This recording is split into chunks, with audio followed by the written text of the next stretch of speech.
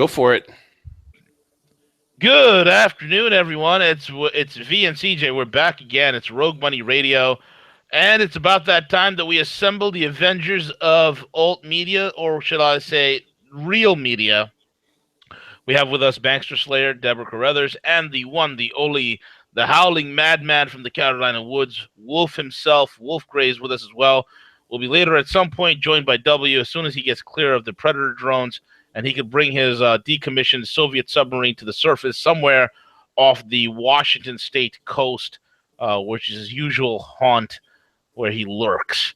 With that being said, guys, you can follow us on Twitter at The Rogue Money. Check us out on Facebook at Rogue Money, as well as roguemoney.net, the preeminent, fastest-growing financial geostrategic news site on planet Earth.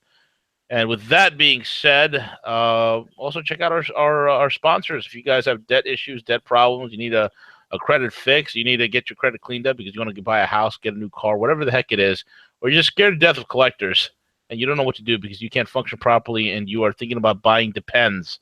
Before you go ahead and buy yourself a pair of Depends, check out myfreedomnow.us. myfreedomnow.us. Let these guys take care of the banksters for you. That being said, CJ, what's crack-a-lacking, buddy? I'm excited to I'm off mute. I'm excited to get the team together, coming off of a great morning show, V, and there's so much on. So I want to thank Bankster Slayer and Wolf for joining us. So I'm very excited that they are with us this afternoon. Yeah, me too. So let's get it started. We will go ladies first because we are gentlemen here. Deb, what do you think of the 5D, 10D, 20D chess that's being played? Somebody's getting played here, but I think it's us. Yeah. Well, I tell you, I've been listening every morning to the show and listening to Harvey and your show this morning was tremendous. What a great bonus that was to have London Paul on twice this week. Yep. And I listen not just to what the words people are saying, but the feeling behind it. And there's this collective exasperation being felt, and it isn't just by us, it's by all regular normal people, that we have this sense that nobody knows what's going on, who's in charge. We just want to know the truth, and we just want to be done with all this war rhetoric. Right. And I was thinking just this afternoon, going, everyone is getting the sense that nothing of what's going on makes any sense. And you're right, to the human point of view, it does not make any sense. Human beings would not act this way. Now, in the conversation I had with Evolution Consulting today, I knew where that conversation would go because Nick and I have had a lot of conversations offline about the technocracy that rules us now, and it's beyond just big data. It's even beyond artificial intelligence. Mm-hmm. He opened up that conversation by talking about point now where the information systems that rule every structure in our lives has learned how to learn. And that is a step beyond artificial intelligence. Mm-hmm. And he made the point, what happens when the machine achieves this ability to learn? Has it become a form of life itself? And at what point does it become aware of and able to engineer its environment? If that happens, then how much of current events is it in control of? And we kicked off that conversation by referencing a tweet that was sent out by Sputnik yesterday, quoting President Trump, who said that he has now left the military in charge. And he said, that's why we're doing so well. Now, that was quite a statement to make. Christ. All right. It's even better. Exactly. Now, the inference was that the Pentagon is in charge, or he's given free rein to the Pentagon to do what it wants to do. Yeah. His exact words were, we have given them total authorization. Now, and my point to Nick was, well, what does he really mean by them? Does it just mean the Pentagon or the military? Well, it goes beyond that, because what is it that the Pentagon and the military use to help them make decisions? Well, we know that they've used war game scenarios produced by computer algorithms for decades. Sure. We've seen movies about that, but now we're at the point now where those war game algorithms and scenarios are also now making the decisions. So we're at a point where there is something happening here, and I would add that, and I can't wait for W to get on, because we've all talked about this before, that there is a new world order being fashioned. It may not be quite what we thought it was, or we're hoping it won't be the destructive, uber evil order we've been told was coming. But it feels to me like we are all passing through the birth canal of something that is being engineered and created. It is a type of a new world that's being created and engineered to take us to another level of society. And we'll never go back to the way things were 100 years ago. In fact, in the conversation I had with Nick, he said at the end of the day, what was in the past has no bearing on what will be in the future. Mm-hmm. Interesting. Very interesting. Wolf. Let me ask you a question, Wolf. Can you imagine a point, let's just say Kennedy. If Kennedy said, hey, you know what? I left it's the Cuban Missile Crisis. And Kennedy says, hey, guess what, guys? I left the military in charge. I gave them total authorization. I don't think we'd be having this conversation right now, would we, Wolf? No. My personal view is I think about a week and a half to 2 weeks into Trump's post January 20th date, he did what most human beings might do after he saw what he was having to deal with. My guess is he went home and told Melania, honey, you just won't believe how effed up it is. You can't imagine what we got to straighten out. And she says, what are you going to do? And he goes, I ain't got a clue. I think that's about what's happened, because things that are being done now look like desperation. And yeah.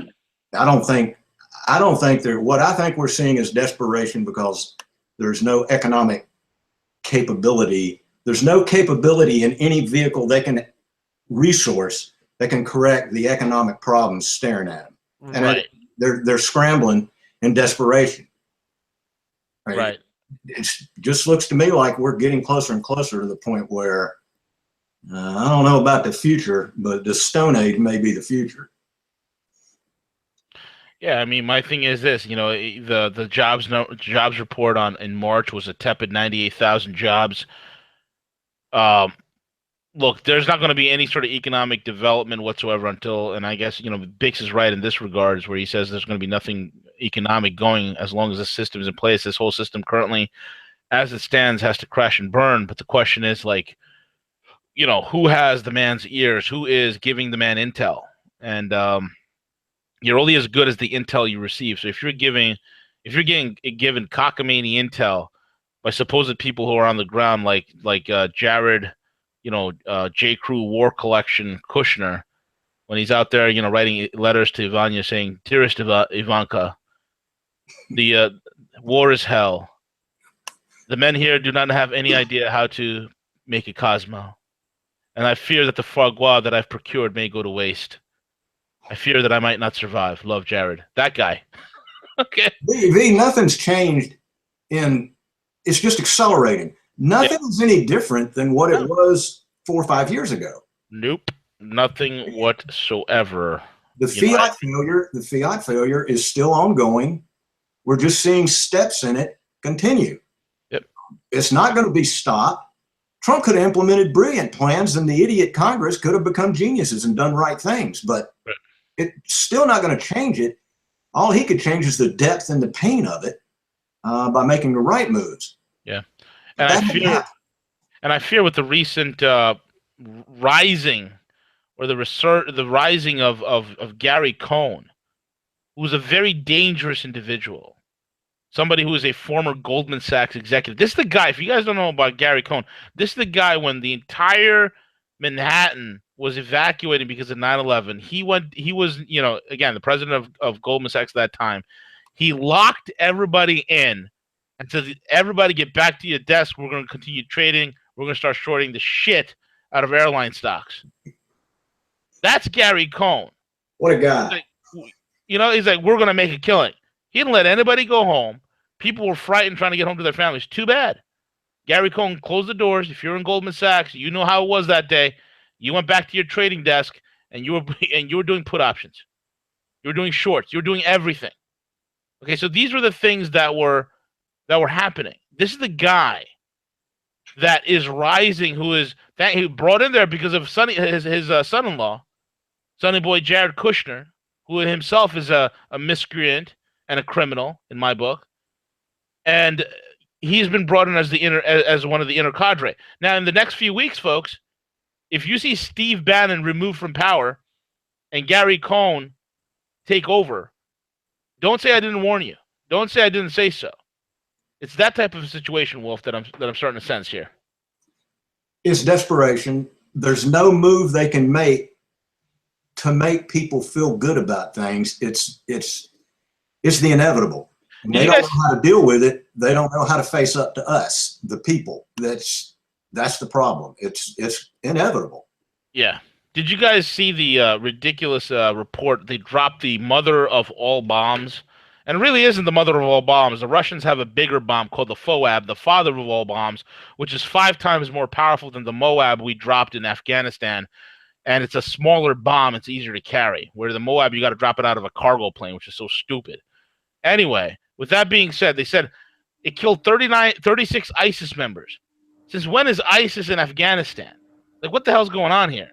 I found that to be a very strange anomaly. I know the Taliban are operating in that area. So that's the oddity of this whole entire thing. Misdirection, V. It is. This is misdirection from, again, going back to things that everybody that listens to this broadcast could do on their own. In fact, you and I were emailing back and forth about Dodge's latest horsepower big shot. Oh, yeah. The demon. I said, who's going to be around to buy it? Because I'd just gone through a GM dealership where I have bought 3 vehicles from this dealership.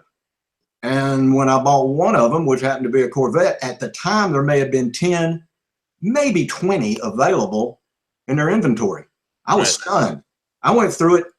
There were 5 rows, 20 long. I mean, you're talking about near 100 Corvettes alone. And it was in vacant lots beside their current normal inventory lots. Oh, yeah. This is something piling up everywhere. And then people need to just get out and go drive to their local dealerships and take a look.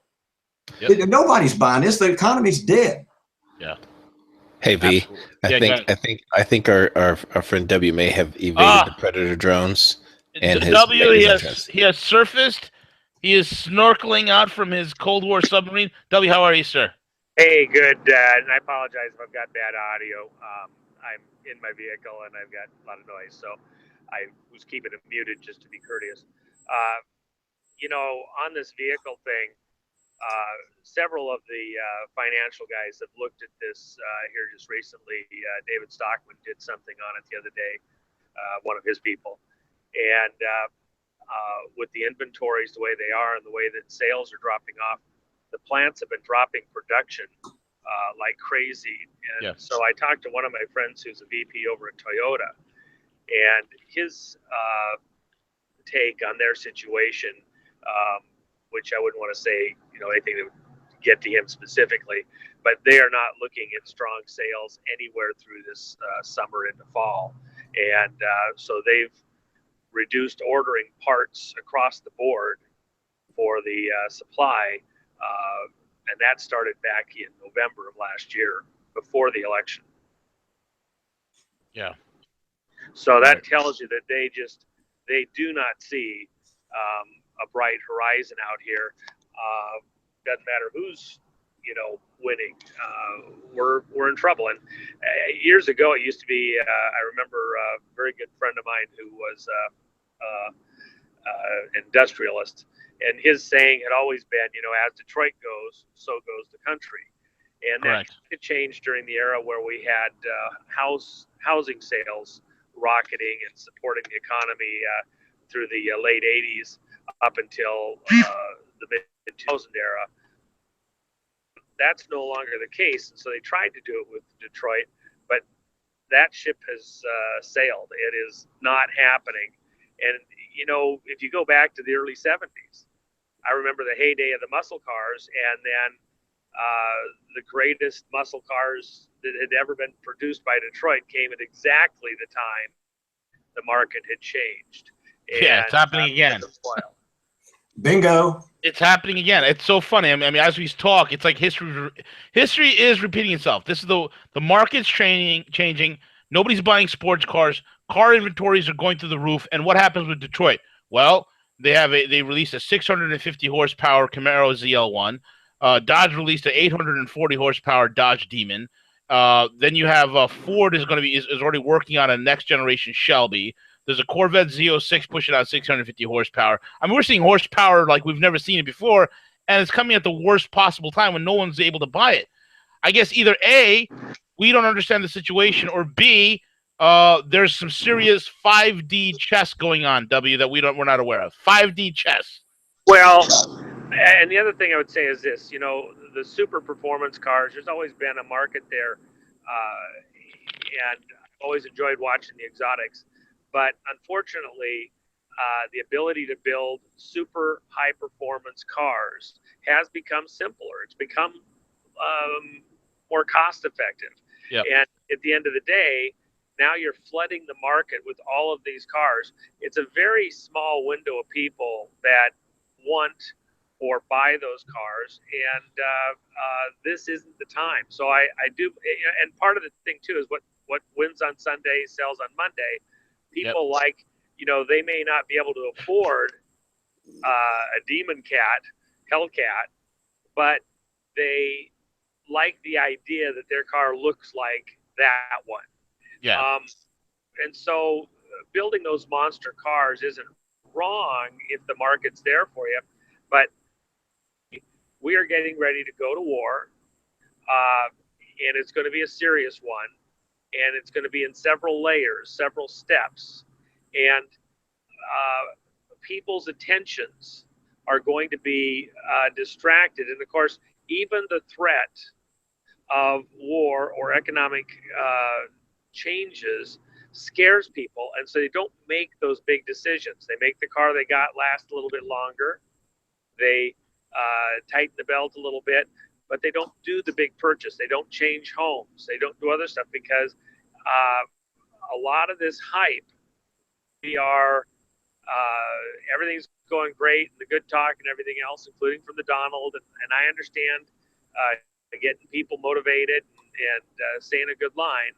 But there's times when just, you know, puffing yourself and puffing the situation falls on deaf ears. And I think ultimately that's where we're at, because this strike in Syria woke everybody up.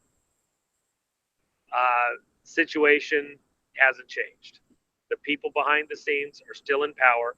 As I said multiple times last year, even before Trump got in the race, when you asked me about this a year and a half ago, and I said that the powers that be, the people that own and control Washington, D.C., the deep state, will never let him take the presidency, become president. Well, let me modify that. Okay, he's there, but has he really taken the presidency? Is he being allowed to govern other than in a show way? Isn't it? Look at the players on the National Security Council. Excuse me, they're CFR people. That was what Reagan won on, was that Carter was burying DC and CFR people, and all the decisions were being made by CFR people. Trump came in on a line that even though he wasn't mentioning CFR, that in-state crowd wasn't going to run things, and look what's happened. So I think people are now very aware of the fact that this situation that we're in is exactly what they thought they'd be in if we got Hillary, and now they're a little bit scared, and they should be. Yeah. W, you said, I remember back early March, late February, you said that check by April 6th, there's going to be an event, and just as you said, boom, there was an event. We saw the missile strike happen in Syria. Then you said, as soon as it happened, I got on the phone with you, and I always say, man, you were right on the money again. And then you told me specifically, wait for another 8 days. That brings it about today into tomorrow. What do you think is going to happen? Because every year at this time, the crazy North Korean leadership always fires off missiles.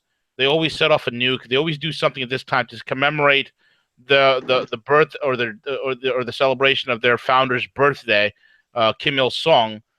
And it's pretty funny that here's the U.S. fleet steaming into the Korean Peninsula with the full intent, letting them know if any missiles go off, and they know that every year the Koreans set off these missiles, the North Koreans, okay, that if any missile goes off, that they're going to go ahead and strike. What say you? Are we in that strike window? Are we in that window of crisis yet again? Well, and remember, V, I'm not a prophet, and I'm not trying to portray myself as some super seer. I'm their playbook. The playbook that they're going by is numbers driven and certain holiday celebrations date driven. So, but you do have to understand how they're working, what their game plan is. There's 4 clocks running simultaneously that are on primary things like the 4 corners of the earth. Yeah. And one of those clocks related to Russia started a new cycle last year when the Egyptian airliner was taken out. When you go 222 days after the Egyptian airliner, another is triple numbers and a bunch of stuff. 222 days after the Egyptian airliner went out with all the Russian tourists was Christmas Day, when the transport plane went down and the choir and all those people died. 333 days after the Egyptian strike is a potential for another made thing, and it would be focused on Russia. 333 days is April 15th. So I'm not saying that I got a message from God. I'm not saying that I decoded some secret email between anybody. I'm just going by patterns that they have used in the past. And if anybody wants to look and thinks I don't know what I'm talking about on this, Kaldani, Kaldani, Kaldani, 111, just mentioned 111.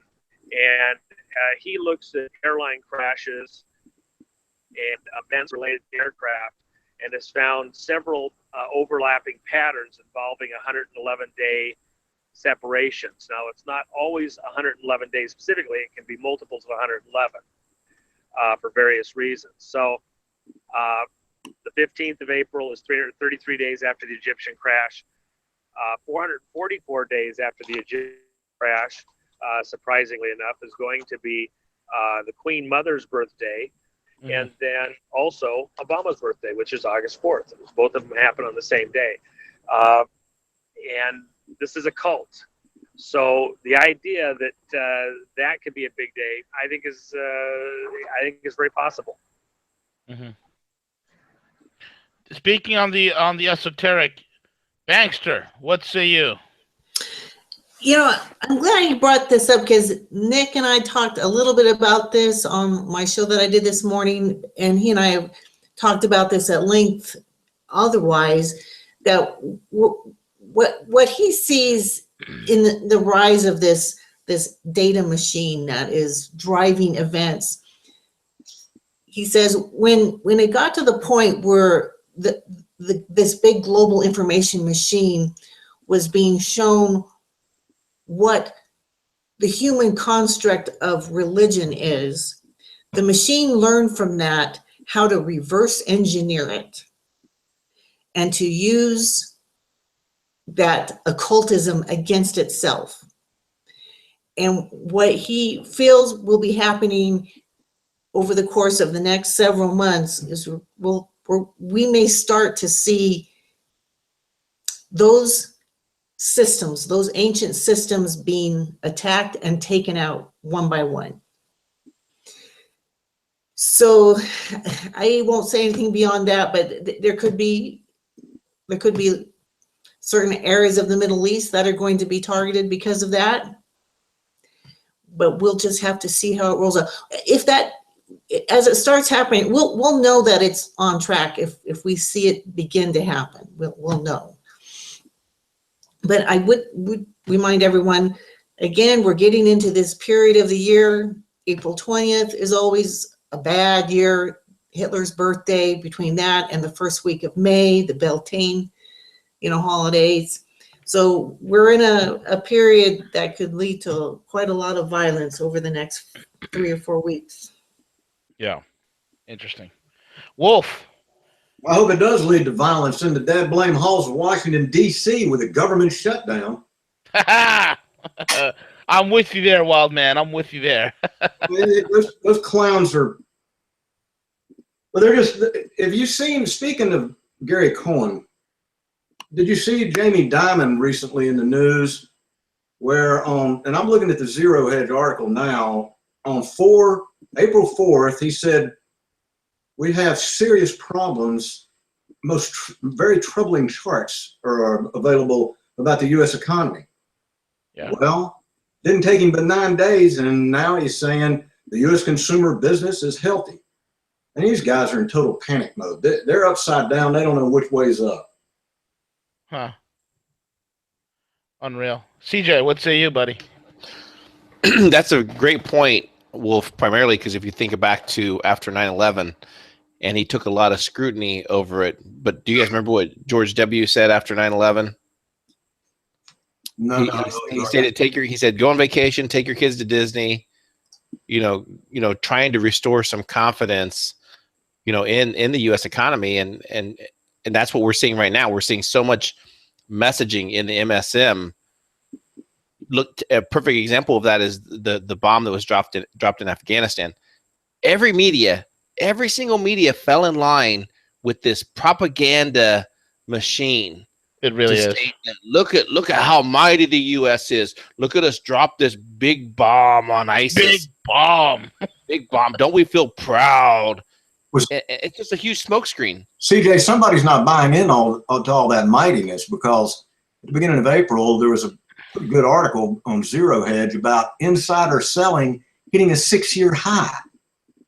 So the lambs to the slaughter are the people who gave up, particularly in the U.S., the selling of their gold and silver bars and coins in favor of paper assets. That's okay, Wolf. That's okay, because big bomb fell. Go boom, boom.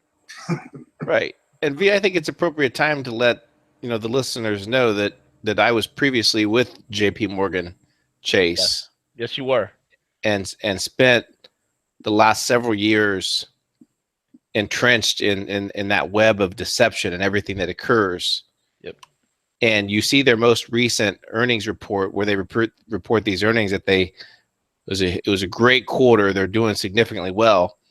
Everything that's occurred in JP Morgan in terms of what they have gained has been just the result of slashing labor, slashing bonus incentives. Probably one of the most.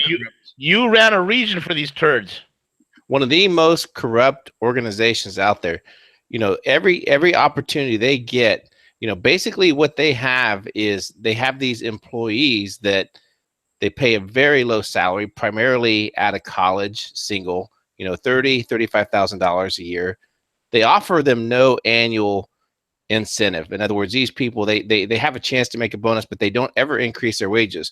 They cut an entire level of management last year. This year, they're seeing the benefits of that on their profit and loss statement. So that's the only reason they were able to exceed and make their profit line. That's it. They're cutting services left and right. They're trying to go to this huge automation and replacing. They had this huge thing. Oh, we're going to hire 4,000 tellers in our banks. Well, what they didn't tell you is that's because they cut 8,000 tellers at full time, and so now they're hiring 4,000 at part time. So it's a net gain for them on the P&L. Right. CJ, and they're using a fancy method of hiding was actually going on that you could see on the frickin' car lots, on the ground. Real economy, it's stagflation. They're hiding what's actually going on via paper, but there's stagflation. It's already here.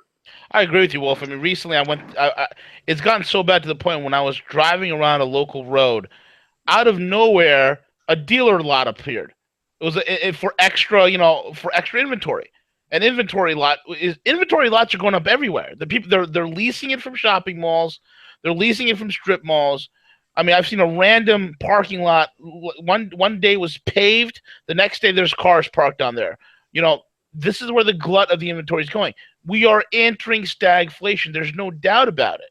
Overcapacity. It's big time there. Yes, it is. Yes, it is. I was going to mention that I loved that today Lyndon Paul mentioned how quiet the MSM has gone on the whole question of this debt ceiling issue. Yep. And that he said, right, the last time we went through it, that's all you heard, hour by hour by hour, and all of a sudden now it's gone quiet. And as I understand, Jim Rickards has talked a lot about that. What I understand, what's coming up on April 28th is where not just a question of raising the debt, but from that date, unless anything is done to change it, the government actually cannot write checks on that date. And then the raising of the debt ceiling is a separate but related issue. So that could be quite a lot of, hassle on the 28th unless they do pass something to alleviate that. That's okay, though. I mean, Jared Kushner's on the job. You ain't got to worry about that. He'll solve the debt ceiling. Yeah, the biggest point is, and W, I saw you on mute, so I don't want to slow you down. So if you're ready to go, but the biggest thing with the debt ceiling in the event that the government does, seize the operations, you're talking about Social Security offices shutting down. Mm-hmm. You're talking about potential U.S. Postal Service. All those government services. I mean, other things will still operate. Unfortunately, there's going to be a huge freeze in terms of the cash, but more importantly, what it does is it provides that much more uncertainty to a already fragile economy that they're continuing around trying to masquerade that everything is fine and dandy. Well, let me jump in here. One thought that I wanted to pass along is that Trump has been playing, or the people, coaching Trump, have been playing pretty doggone good chess in anticipating some of the problem children trying to interrupt them. So, for example, as much as we're upset about this bombing of Syria, whether or not it was a real event, it did stop the crowd cold in their tracks. They can say it didn't, but it did. That was on this Russia bent. Trump's a puppet of Putin. I think it may be back, obviously, but it stopped it for a moment. If, in fact, there's further activity here in this late April window, which is, as I've said all along, the concern I had was this period from the first week of April to the middle of May, and then the next window for activity in the Mideast is the last week of August through the middle of October. And there's reasons having to do with the seasonality in that area, et cetera, that are there, but it fits other things on the numbers precisely. But the other reason I say all that is because we're still in a window where we could see things ramp up, and the 15th is the next day I'm concerned about. What would that do with this debt ceiling? If Trump did something, if his handlers went ahead and had him do something, or if something happened back to us, some major event, on par with the missile strike in Syria, not World War III, but a significant event, it could put Congress in a position where if we have troops being committed more fully and we're in a bit of a crisis, that public opinion would go strong against them if, in fact, they didn't do something to kick the ball forward and keep the debt cycle going and not have that big fight right now. But that's not guaranteed. We could very well, the other side of the coin is they could decide that they want to shut them down for some reason, but I don't think that's going to happen. I don't think the big crisis is now. I think the crisis is in the fall. This is just a prelude to that. And I agreed. all of the airfields being built, the work. Remember how long it took us to get ready with Desert Shield before we went to Desert Storm?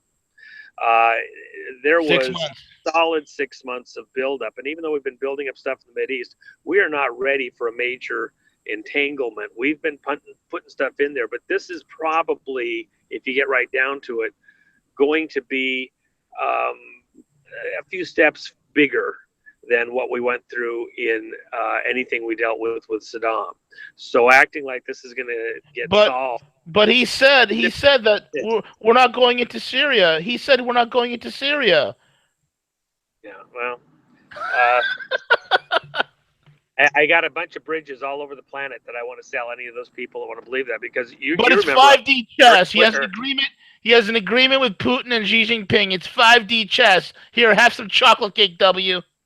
And I said it all along, and I don't want to over-toot my horn, but I said all along, that ain't flying. We're getting into a battle. It's going to be a big one, and the powers that be behind the scenes are absolutely hell-bent for election. We are going to get into a war in the Mideast, and that's going to reshape the way things happen in the world. And it's also the reset on the finances. That's the cover when they do this worldwide reset.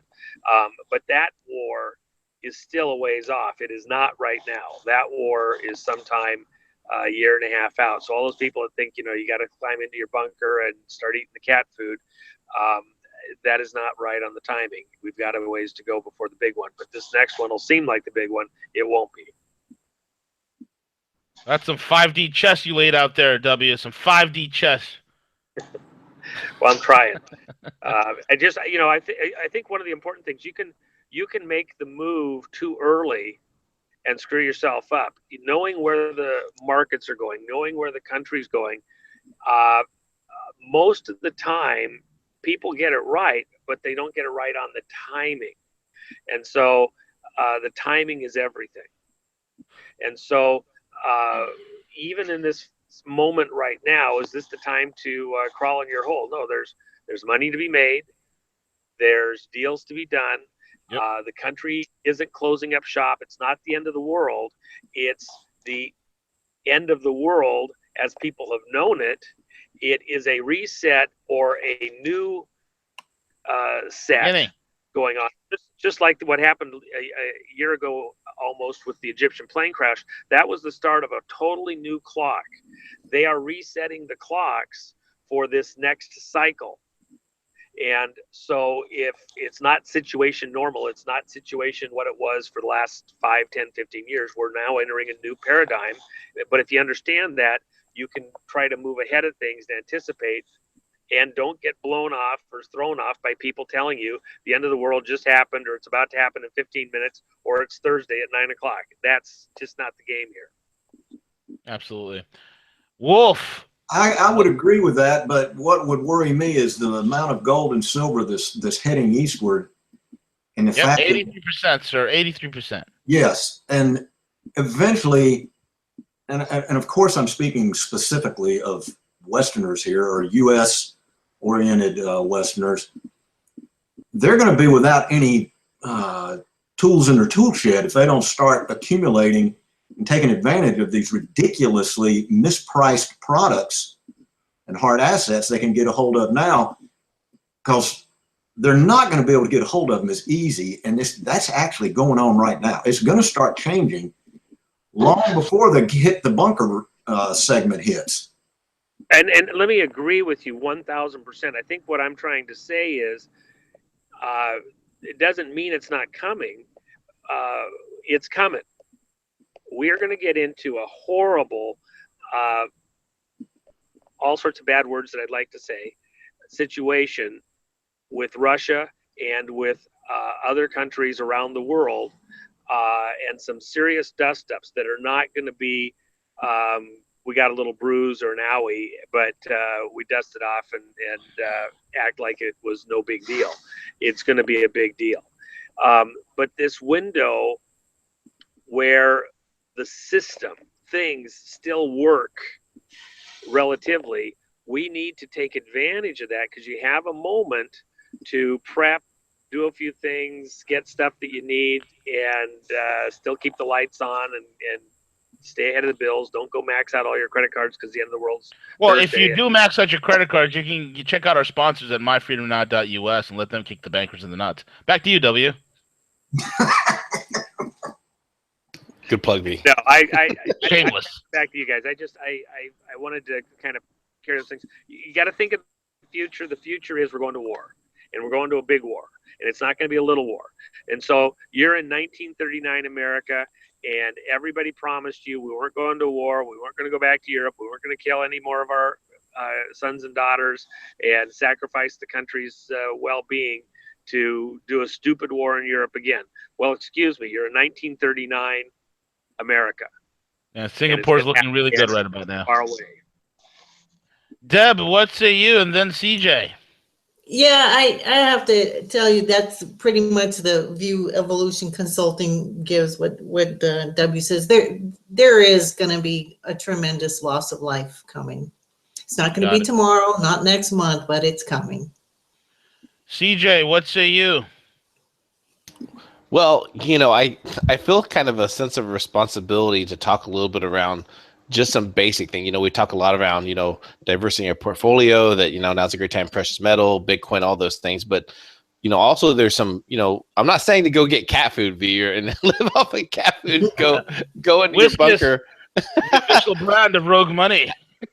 And I'm not going to go over my list because I actually wrote down a list of 7 things, and I'm not going to go over it now because I think that everyone needs to learn some basic survival tips, some real basic concepts. We got to get our good friend. He's a good buddy of mine. I love the guy, Kevin Reeves. We need to get Kevin Reeves on. He's been itching to do a show. I did a show with him like last year. Kev's an absolute deviant and a psychopath, and I love him. He trains Navy SEALs, Green Beret, and Special Ops guys on survival. He does urban survival classes, the whole 9 yards. We got to get him on the show, man. He's the man. He just sent me a picture through a buddy of ours. He just got his large toe removed, and he showed the gruesome picture of that because he had some crazy staph infection when he was out in the wild. I mean, this guy's nuts. I love him. Go ahead, CJ. Yeah.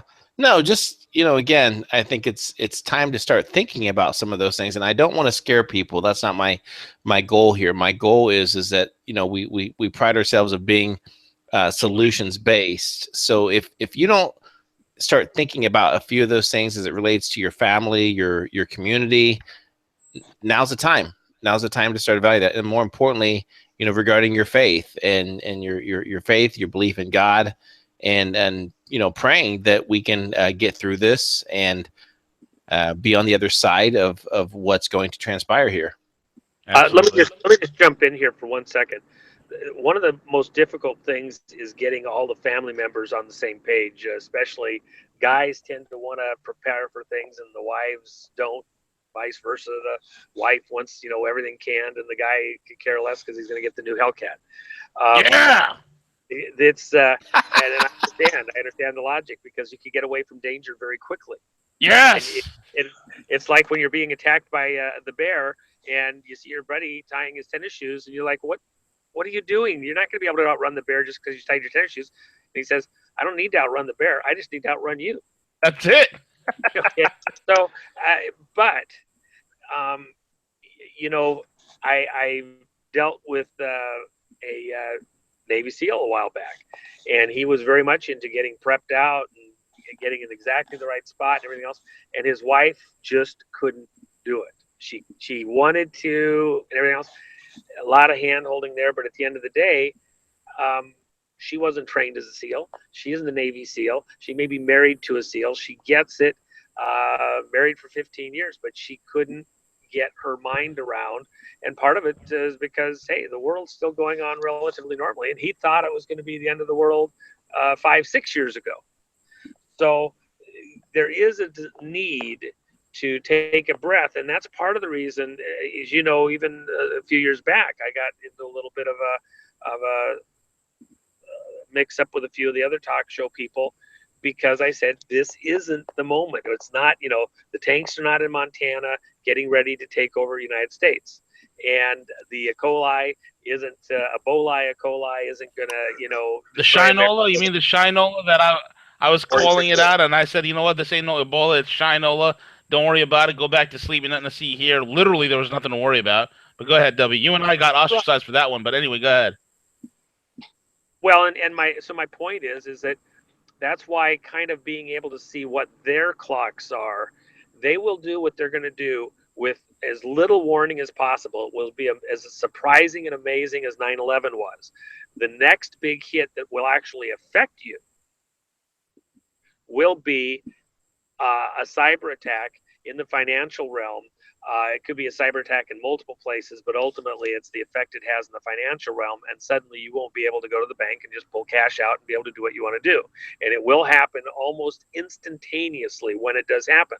So just like 9/11, if you got blindsided by 9/11 after Y2K, then you should have that 1,000-yard stare in your eyes, looking out at the freaking edge of the tree line and understanding danger is somewhere out there lurking, and it's a sniper and it's wanting to take you out. But you function, you live, you're aware it's there. Get ready, it's coming, but don't act like it's the end of the world tomorrow or today, or don't listen to those people, and don't spook your family to death to where they can't even function. Right. If you're making preparations and you make it clear that you're doing this stuff just in case, hey, you could have an earthquake, you could have a hurricane, you could have EMP from the sun. Yeah, do it quietly. So you're making some preps just to be on the safe side, but don't spook everybody else out who may not be able to handle it mentally or emotionally. Yeah. Wolf, what say you on the latest economic data, or what's on your radar, man? What else is going on? Allow me to spook everybody out, because I'll Go for it. I would recommend that people pay attention to the big players that seem to be the smartest and make the most sense. Yeah. Might that be China and Russia? And what are they doing? They're accumulating hard assets.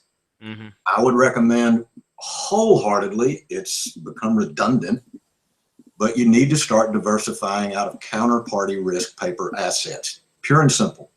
Right. It's a must.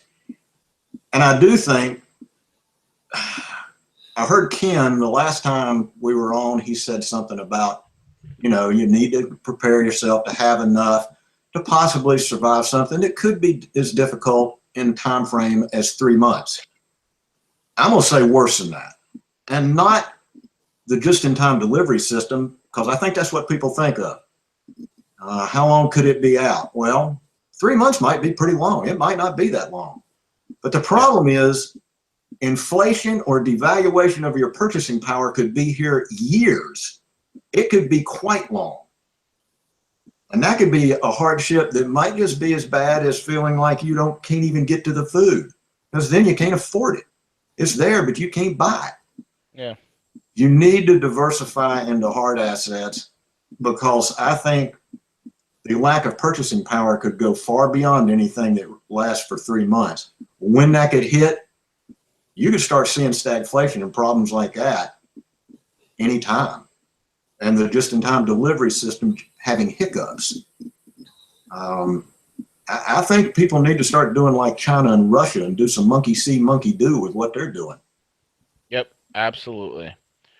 All right, guys, we're down for the closing comments here, and I'm going to start with you, CJ, then Deb, then W, and then I'll finish off with Wolf, and then myself. Go ahead, CJ. Yeah, in terms of, I had a conversation earlier this week and thinking about our government and how broken it is, and I'm one that feels so disconnected from Washington D.C. and we've had this outdated system for so long. I think it's truly time that, and I don't think the anarchists, the anarcho-capitalists are going to get it. I don't think the libertarians are going to get it. I think it's truly time to really start thinking about some major reforms. And I was very optimistic about the way that Trump could get in DC, hopefully change things. But because of the number of years that's allowed this political system to come into place, the amount of influence, the amount of things that have happened, it's going to be very important for every American to get involved to understand there's going to be some serious significant changes that we can make to change our federal government, to put it back in the hands of the American people and not the people that are currently there. It's just, it's got to change, V. I agree. Absolutely. Deb. Yeah. I have the link posted to the show I did this morning at my website, so everyone should go there and at least listen to the first 10 minutes. That will really give you an idea of what's coming. That website is slaythebankster.com. The YouTube link is right at the top of the page. And I'd like to, follow what CJ just mentioned about how we need to get rid of this outdated system that we've been in. And there is a global data information system that is anxious to do that very thing. It already sees that its own survival depends on wiping out the old order, the old belief system. And the knee-jerk response to that is, well, yeah, that sounds great, but it's going to be a painful process because a lot of people are going to be reluctant to get rid of that. But it's coming. Wolf. Exactly what they said, except if you are looking for indicators that would make you think, well, they're just getting overwrought and none of that could happen, just look at what's happened to Trump since he's been in office. Look how many things he was able to rocket right through there, like getting rid of Obamacare. You're not going to see entrepreneurial growth in this country, period, until that's gone. It stifles it. And that guy's not able to get anything done. I wasn't joking at the beginning of the show when I said, I bet he went home after 2 weeks and said to his wife, you won't believe the crap that's going on there. I'd have never thought it was this bad. I think we're seeing desperation at very high levels. And I'm reminded all the time of a conversation I had with a guy 3-4 years ago, guy I went to church with. We're sitting there eating out. And all I got to do is say what he said, and I've repeated this, but it bears repeating again. The guy said to me, and he was angry, he said, WG, are you trying to tell me that it's my fault that my tax dollars are being misused from my paycheck? He took ownership 3 different times with the word my. Yes, it's we the people. The fact is lost. We're not in control at all anymore. How that comes back, I don't know, but it's going to have to come back because these clowns can't get it right that are running the show, and voting sure ain't doing the job. And I'm not trying to go anarchist Doug Casey style, but there's some merit to some of the things that guy said. Roger that. W, what say you? Closing comments, sir. W. He's on mute just like CJ. Is he back? V, closing thoughts. V, did you give yours already? We haven't heard your thoughts yet. I haven't heard your thoughts yet. I've just been on the background, just giving colorful commentary and trying to make funny jokes. Well, let's hear it. Let's hear it.